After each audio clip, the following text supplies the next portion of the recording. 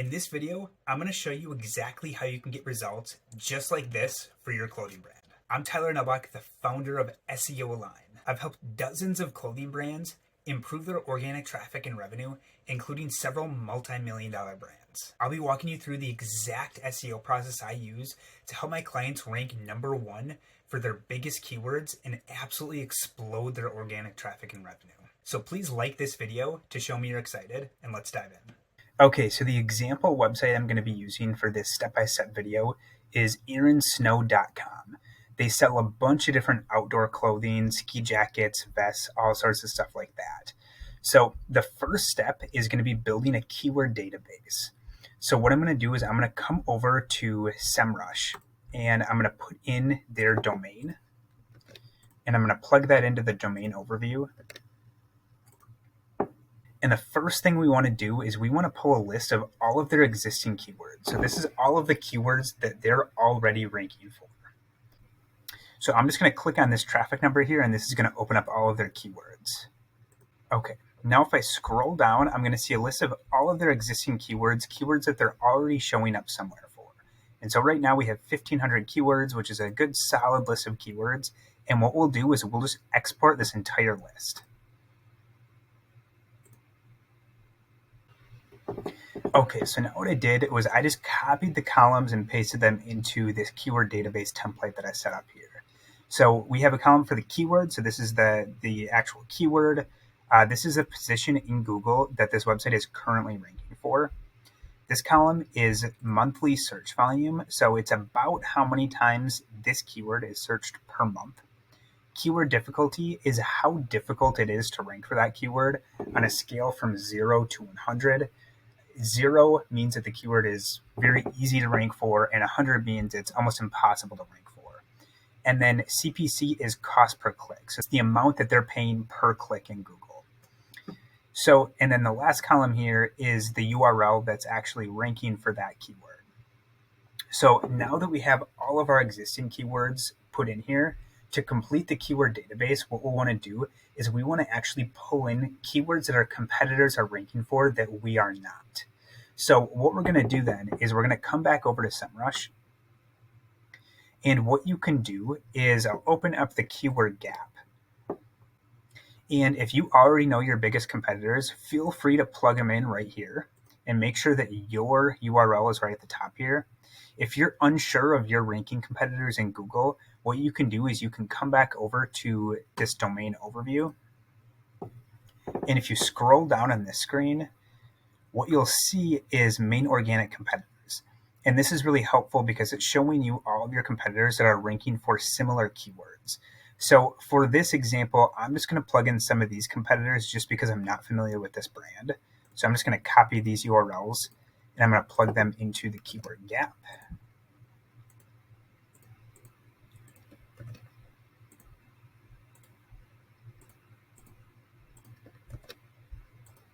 And I just plugged in 3 competitors here. You can plug in up to 4, and then I'm just going to click compare. And so now what you'll see, this is just kind of a graph breakdown of the keywords that all of these websites are ranking for. And then if you scroll down here, you're going to see a bunch of different tabs down here. What we're going to be most interested in for this step is untapped. So go ahead and click the untapped button here. And now what we're going to see is we're going to see all of the keywords that at least one of our competitors are ranking for that we are not.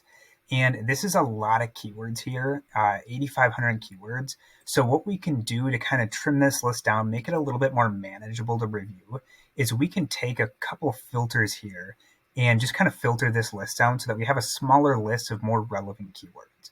So for example, for KD, this is keyword difficulty. I might cap this out at 50.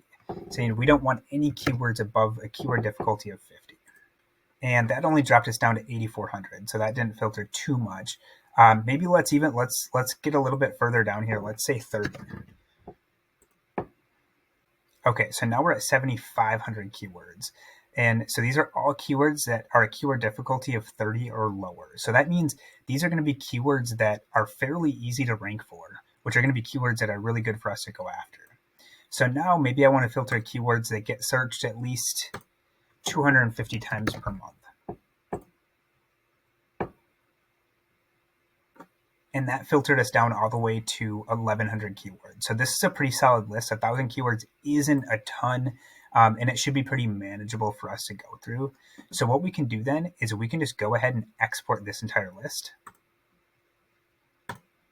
Okay, so I just copy and pasted that data right into our keyword database. And what you'll notice is with these keywords that are untapped keywords is we don't have a keyword, or we don't have a position here because these are keywords that we're not ranking for. And we don't have a URL here as well because they're keywords that we're not ranking for. So we just have the keyword, we have the search volume, the keyword difficulty, and the cost per click. So now we have about 2,600 keywords that we want to go through. And what we want to do is we want to actually map out our target keywords. So we want to figure out all of our existing pages, what our primary keyword is going to be. And then for all of our untapped keywords, we want to find out which keywords are relevant that we can actually create content for. And that might be a collection page that we want to create because we already have products for that category. Or we might want to create a blog post if the keyword is more informational in search intent. So what I would do then is I would add a column here for target keyword, and then I would add another column for new content. So what we can do is we can actually sort this entire list by URL so that we'll see all of the keywords for each URL grouped together. And then what we'll want to do is we'll want to pick the best match keyword for each URL, and we'll just mark target keyword. So basically what we're doing is we'll have one target keyword for every single page that we have in here. And then once we get down to the untapped keywords, all we're going to do is we're going to look at the keyword and we're going to determine if that's a relevant keyword that we could go after. Basically, that would be we either have products that would fit into that category, or it's a keyword that's more of an informational intent where we might be able to create a blog post around that topic. So just go through, map out your target keywords for each of your existing URLs, and then also determine all of the keywords that we can create new content for. And you should have a bunch of boxes checked in the target keyword column and the new content column. Okay, so now once you've actually gone through, you've identified target keywords for your existing pages, and you've identified keywords that you can create new content for, now it's actually a matter of prioritizing these keywords based on the data that we have here, as well as the products and categories that are the most important for your brand. So what I like to do here is I like to take our target keyword column and I like to filter this for true. And so now what we see is we see all of the keywords that we've identified as target keywords. And you'll notice that these are all keywords that are existing keywords that we're ranking for. And that's intentional because we want to start, your priority should always be on keywords that you're showing up somewhere for. It's going to be a lot easier to take keywords that you're in the ballpark with and bring them to rank number one than it's going to be to take a brand new keyword and try to get that up to number one. So take a look at these keywords, look through the actual keywords and how relevant they are, look at what position you're in, look at the search volume, how often it's actually searched, keyword difficulty, cost per click is a really good one to look at how valuable it'll be to rank for that keyword. The more advertisers are paying for that keyword, the more likely it is that that's going to actually bring us an ROI. Because if they're willing to spend a lot of money per click on that keyword, they're probably getting a pretty good return on that. And then also make sure to balance your own knowledge of your products and what sells the best and what's going to be the most impactful for your brand. There's no secret sauce to actually prioritize these, but just try to take all of that information into consideration. Even feel free to plug in the keywords and data into ChatGPT and have it help you prioritize as well, because that's a really good way to a little bit more objectively look at the keywords to determine what's going to be the most valuable keywords to go after. So once you have that, what I would recommend doing is focusing on, so a lot of these are collection pages, pick out your 2 to 3 most relevant keywords pick out your 2 to 3 keywords that are going to be your biggest priority to start and focus on those category pages and those keywords. You don't want to focus on everything at once because then you're going to end up spreading yourself way too thin, but just go through, really spend some time looking at all of this data and then determine what are going to be your biggest keywords to go after. For example, we might determine ski suit women's, and bootcut ski pants. We might determine that those are the two highest priority keywords to go after. These might not be the best examples just because search volume is so low for this one, but just really figure out those most impactful keywords based on this data, based on your information, and make those keywords the focus to start. Then what's going to happen is once you carry out this SEO campaign and you rank number one for those keywords, then you can move on to the next categories. But like I said, if you try to do it all at one time, you're going to spread yourself too thin and you're not going to get real SEO results because of that. So once you've identified your 2 to 3 categories and keywords that are going to be your highest priority, then we'll go ahead and move on to the next step. Okay, let's talk about step number 2, which is search intent. So this is really important, and what it means is we just need to figure out what is the intent of the person that is searching a specific keyword. And so, for example, we have some of the keyword examples that I had are bootcut ski pants and ski suit women's. So let's just take this keyword, for example. So the best way to determine what the actual intent is on a keyword is to do a search in Google. So I'm going to take this keyword and I'm just going to plug it into Google. And then I'm going to scroll down, and what we want to look at is what is currently ranking in Google. So right now it looks like there's a collection page with women's ski suits. We have an Amazon page for ski suits. Scroll down past these products, we have more ski suits. So it's really obvious to me that the search intent of this keyword, based on the search results, is that people are looking for a collection of ski suits that they want to actually browse through. So they're looking for a product. That search intent is transactional. And so what we know based on this keyword and the search intent is now we can identify that this specific keyword, we should have a collection page that we're targeting for this keyword. So then we can do is we can reference our URL over here and we see it is a collection page. So we have this collection and ski suit page. That's really important because if we were to try to rank with a blog post for this keyword, it's just not going to be as easy because Google has determined that when people are searching this keyword, they're looking for ski suits. They're trying to actually purchase a product. So you'll notice that for some other keywords, like, for example, a keyword, what are the best ski suits for women? That's going to be a little bit more geared towards a blog post. Google's going to want to show blog posts because the searcher isn't necessarily looking to buy a ski suit yet. They're doing a little bit more investigation into that keyword. So that's really important to understand before you go after a keyword because you need to know what type of a page you need to have in order to rank for that keyword. So make sure that you do that for your target keywords so that you know if you should be targeting that keyword with a collection page or a blog post. Okay, step number 3, content optimization. So now what we're going to do is we're actually going to talk about how to optimize for this keyword. So I'll use this keyword again as an example, the ski suit women's. So let's open up the page that is ranking there. Okay. So some of the most important places to have the keyword are in the title tag, the meta description, the collection title, and the collection description. So what you can see, the title tag, if I just hover over the browser tab here, this is the title tag, but it also shows up in the search results. It's actually the clickable text in the search results. So what's really important is to have your keyword in all of those areas. And so if we're really going after the keyword ski suit women's. And another thing I wanted to mention is Google's smart enough to know that ski suit women's is the same thing as women's ski suits. So you don't have to worry about having that exactly, but make sure you have that general idea in all the areas that I mentioned. So if we're really going after that keyword, our title tag should be women's ski suits, and you can have that bar and have your brand name, Aaron Snow. We want our collection title to be women's ski suits. And we also want to mention women's ski suits in this collection description. These are all really important places. This is all of the areas that Google's looking to determine what the page is about. So really make sure you have your keyword in those areas.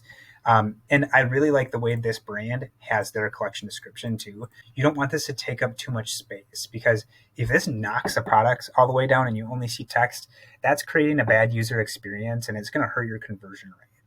So make sure that you have either a collection description that's only a couple sentences or move that below the products so that it's not something that's impacting the user experience before they actually get to the products. So make sure to include your keyword in all of those important places, and you're going to make sure that your content is hyper relevant for the keyword that you want to rank for. Okay, so the next step is creating new content. Once you have your content optimized for all of your existing keywords, the next step you want to move on to is actually creating new content. So what I'm going to do is I'm going to filter this by all of the boxes that we checked for new content.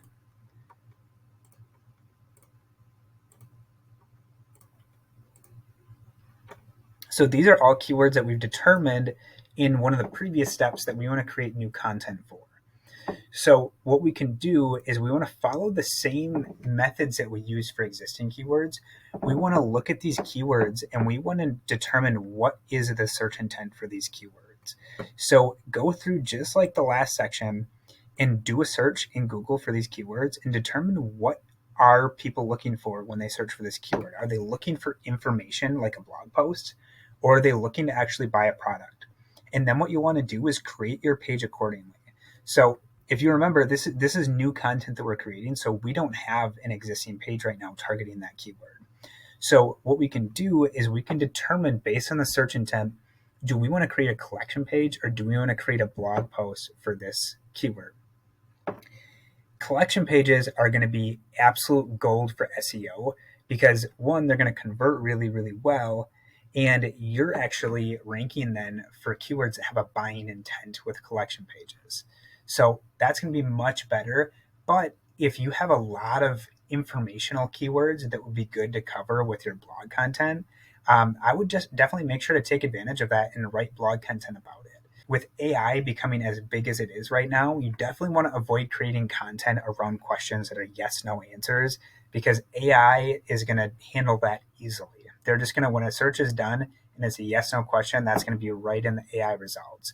So make sure it's an in-depth topic that you can really provide unique value for. So like I said, go through, determine what type of page needs to be created.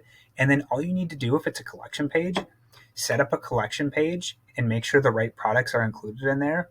And then follow the exact steps from the previous step where you make sure that your keywords included in the title tag, meta description, collection title, and collection description.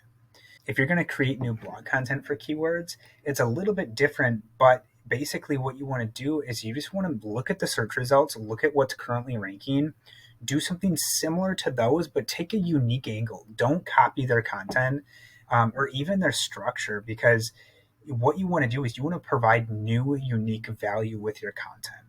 If you don't do that, it's just not really going to help you that much. You're probably not going to get ranked. Even if you do, that traffic probably isn't going to do much. So when you create the blog content, take a unique angle to the topic that you're writing about and make sure to internally link to relevant product and collection pages. That's super important because that's a really big way to build topical authority around the specific categories that you want to rank for. So the biggest things here, when you have determined the new content that you need to create, start with the collection pages because those are going to convert much better. Those should be much higher priority than blog posts. Once you have all of your new collection pages created, then move on to create your new blog content. Okay, the next step I want to talk about is technical SEO. And before we dive into that, there are a few technical things I wanted to mention that are very specific to clothing brands. And those are, number one, you're probably going to have a lot of products that are going in and out of stock. And so it's really important to make sure that you manage those. Any products that go out of stock, make sure that you 301 redirect those pages, especially if they're going to be out of stock for a while, to either a relevant product or to your homepage. The reason for that is if you don't, it's going to create a really bad user experience, which can really actually impact your SEO. Because if people get to your page and they're frustrated that it's a broken page or that the product's out of stock, then they're just going to click back. They're probably going to go to another website, which looks bad to Google, and it's going to hurt your rankings when that happens enough. So make sure to 301 redirect those products that are out of stock. And number two, make sure you prioritize collection pages over product pages when it comes to keyword targeting. And this plays off of that last step that I talked about, because if you're ranking for a keyword with your product page and that product goes out of stock, then all of your effort to rank is completely wasted. So what you want to do is you want to rank your collection pages where you have multiple products, because then what happens is you have a product that goes out of stock. You've got other products that fit into that same category. So it's not a problem when you're ranking your category page. The third thing I wanted to talk about is making sure you have your pages optimized seasonally. So the clothing industry is very seasonal. And so you want to make sure timing wise that you get everything optimized. So when different seasons come up, you have your pages optimized and good to go when you're ranking, so you can bring in the most amount of traffic for each season that comes through. And the next thing I wanted to talk about is organizing your category pages. So when you have a lot of category pages, it can be really easy to lose your organization and end up having multiple pages that are targeting the same keyword. And that's really bad for SEO. So make sure you have an organizational structure in place so that you can have all of your categories managed and know that you're only targeting one keyword on each page and that you don't have multiple pages targeting the same keyword. Okay, now let's actually talk about the technical SEO audit. So I'm going to come over to this template that I put together here. And these are all of the really important things that you want to look at when it comes to technical SEO. And I'm going to have a full technical SEO video for clothing brands that you can see. So I'm not going to go in depth into each of these different elements. Otherwise, this video would be hours and hours long. But I did want to touch on what we're looking at here. So from the site level, some of the things to look at are your website speed on desktop and mobile, if your website's mobile friendly. And these are all tests that you can run with Google and just with some other tools online for free. Google penalties, you'll want to look in the Search Console and just make sure that you don't have any manual actions from Google. Moz spam score, this is always really good to see. And it's basically looking at all of your backlinks and determining how spammy your backlink profile is. And you might not need to actually do anything here, even if you have a high score, but it's really important to know this information so you can know how you need to handle your link building moving forward.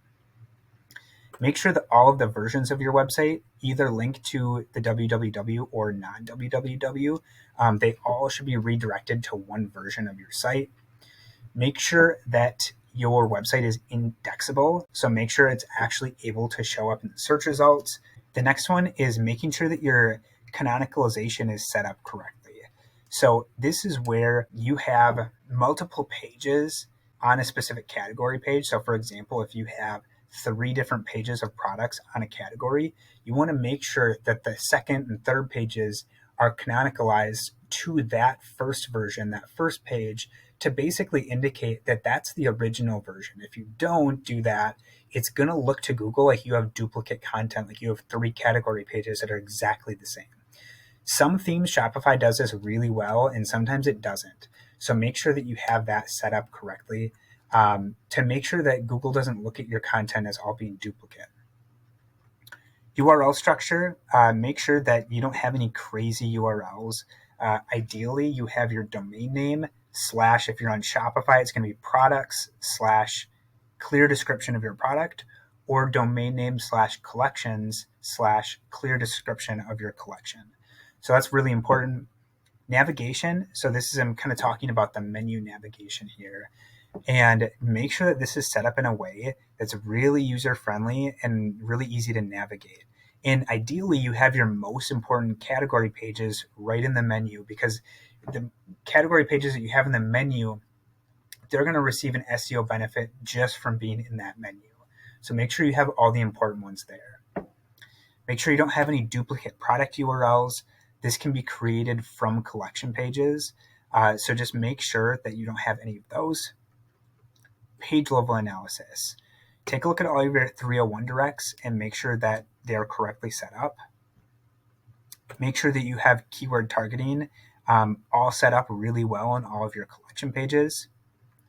Look at any 302 redirects you have. You shouldn't really have any of these, so make sure to switch those to 301 redirects if you have them. Make sure you don't have any redirect chains. Make sure you don't have any duplicate title tags or meta descriptions or duplicate content. All of that is looked at negatively when it comes to Google.